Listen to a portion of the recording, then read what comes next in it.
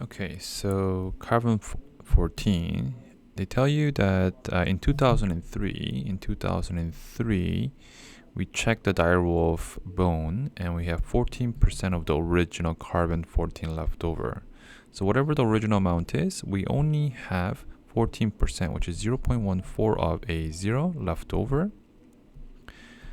So the question is, what is T? Okay. Note that you can divide both sides by A0, so which means the initial actual amount is not relevant to finding at the time. Okay, as long as I know what percent of the original that's actually is given. So here we can ln both sides and we get minus 0.00012. T is equal to ln of 0.14. So T will be ln of 0.14 divided by that.